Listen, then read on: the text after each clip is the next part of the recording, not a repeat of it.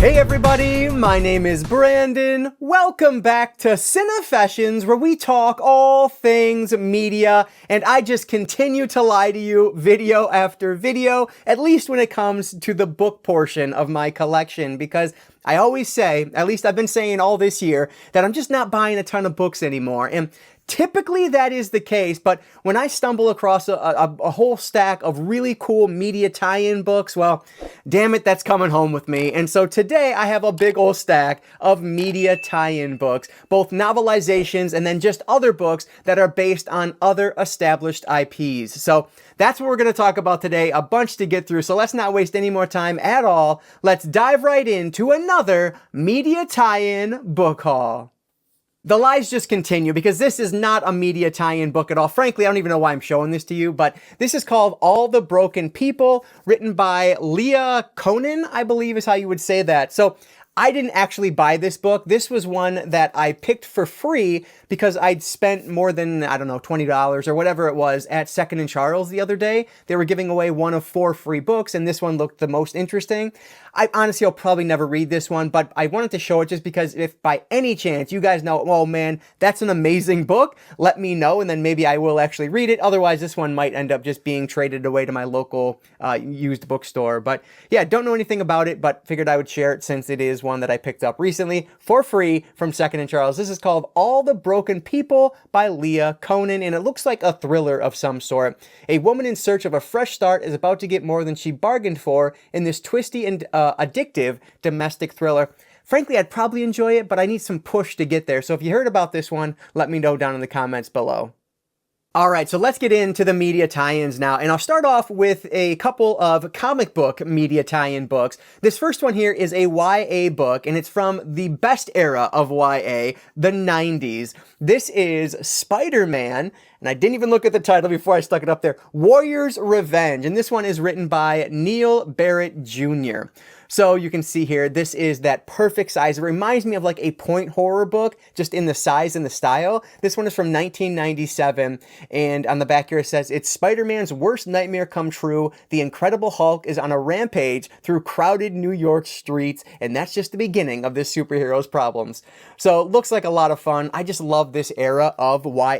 It's just like my favorite. Reminds me of like Fear Street books and things like that. So I figured I'd pick this one up. This was super cheap, like $1.50 or something. So I figured I'd grab it. And I love this on the front here. Win a Spider-Man CD-ROM. Have to love that. So that's really cool. But anyway, oh, there's actually some pictures in here as well, which I didn't realize. Some drawings. That's on the back cover, and then there's another one there. So really cool. But anyway, let's move on. This is Spider-Man Warrior's Revenge, written by Neil Barrett Jr. Not Wade Barrett. This isn't the WWE. So I'll show these next two together because they're both middle grade. So moving from YA over to middle grade, but they're both 90s, one from 93 and one from 94. They have to be from like the same line of books because they look identical. This is Superman, Doomsday and Beyond, written by Louis Simonson, and then Batman, Nightfall and Beyond, and this one is written by Alan Grant. So you can see, like I said, they both are very clearly part of the same series. Looking at the back, you can, see the same thing there. And like I said, Superman is from 93, Batman from 94, and these just look like a ton of fun. Other ones that have some drawings in them as well, but as I'm flipping through, there we go, there's one.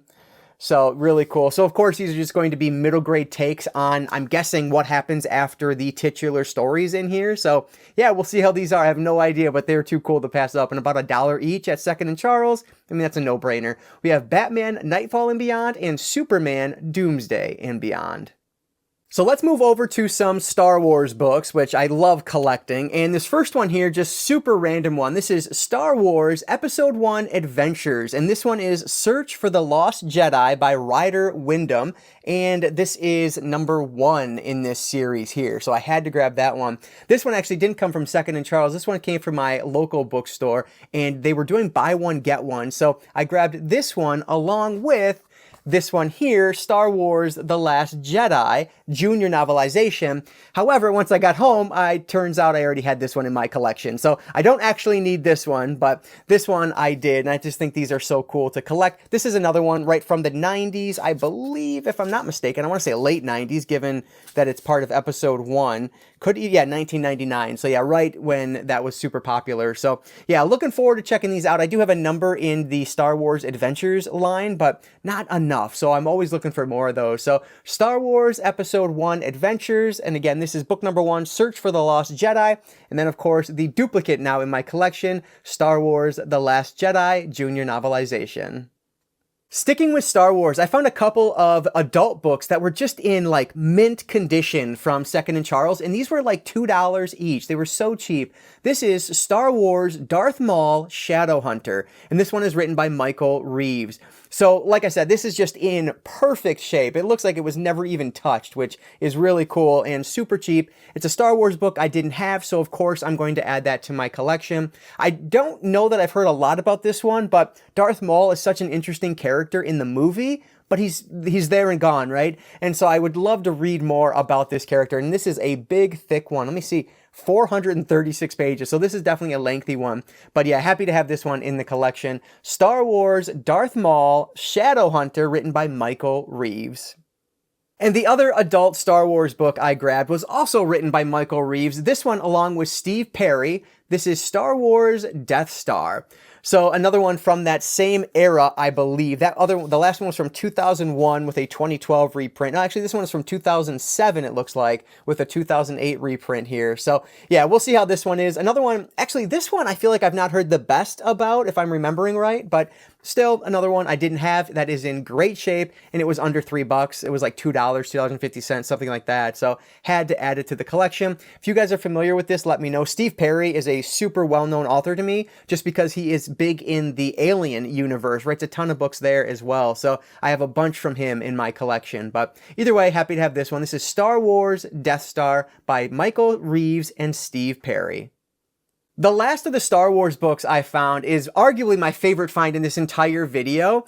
I only needed one more book in this series in order to complete it, but I have not found it in the wild over the last like 5 or 6 years. Actually, probably closer to 6 or 7 years now. It's ridiculous. I found the first many of them at my local library book sale, which they just don't do anymore after COVID. So that's how long it's been since I've been able to find these. But then randomly at Second and Charles, what was there? The last book in the Star Wars Young Jedi Knights series that I needed. This is Crisis at Crystal Reef, and this one is written by Kevin J. Anderson and Rebecca Moesta. So like I said, this was the last one I needed. I believe this is a 13-book series, if I'm not mistaken, and this is that last book there. So happy I was able to find this one, and in remarkable shape. Yes, there is some writing on the top, but who cares? Otherwise, it looks really good. So very happy to have finally completed this collection after so long. I was thinking, man, I don't know, maybe a month ago that this is a series I would like to actively collect again, or actively finish. So I was going to go to eBay, but honestly, I just forgot about it. And then I happened to stumble across it at Second and Charles. So very happy to finish this series. Crisis at Crystal Reef, the last book I needed for the Star Wars Young Jedi Knights series. All right, let's get over to the novelizations proper now for a little bit. And this first one here is a series that I do own on, I believe I have it on Blu-ray thanks to Mill Creek, but this is Sequest DSV, the novel. So this is what I'm guessing anyway, is going to be like a novelization of maybe the pilot episode or maybe the full season. I don't really know, but either way, I had to add this to the collection since it's a series that I do own. I've actually not watched this yet, but I did receive it from Mill Creek to, just to share with you guys. And so very happy that I was able to find the novelization to that now. On the back here, it says, the year is 2018. The last frontier on Earth is vast, dark, mysterious. And of course, it's talking about the ocean. So I thought this was really cool. And there are 8 pages of, I thought it said schematics, I guess it is, from the show itself. So pretty darn cool. Just an awesome find. Another one that was really cheap, so had to add it to the collection. This is Sequest DSV, the novel. This is a rare novelization of a movie that I've never even heard of. I don't know anything about this film, but it stars Michael Douglas, so it can't be that bad. You guys are probably super familiar with it, but anyway, this is called Black Rain, and this one is written by Mike Cogan. So again, I just don't know what this movie is about, really, but it says 2 cops, to one honors a luxury he can't afford, the other its life itself. So yeah, an American cop in Japan, their country, their laws, their game, his rules. Again, you guys are probably super familiar with this one, but I don't even know the movie. So if it's any good, let me know. But either way, I have the novelization now, which is always just fun to add to the collection. So this is Black Rain, written by Mike Cogan.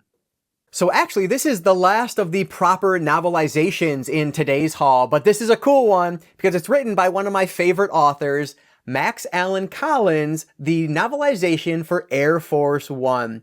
Look at that cover. That's fantastic, first off. But yeah, so of course, it's just going to be the story of Air Force One, which is a good one. I haven't seen that movie in so very long. Like, I remember watching it on VHS at my uncle's house up north, which I always talk about because that's where I watched a ton of movies. But yeah, it's been way too long since I've seen it. And frankly, I don't remember virtually any of it. There's like a scene toward the end I feel like I remember that's pretty famous, but other than that, I just don't remember much. So have to revisit the movie, which I just picked up the DVD not that long ago, so I need to watch that and then read this novelization. And it's by Max Allan Collins, who's one of my favorites.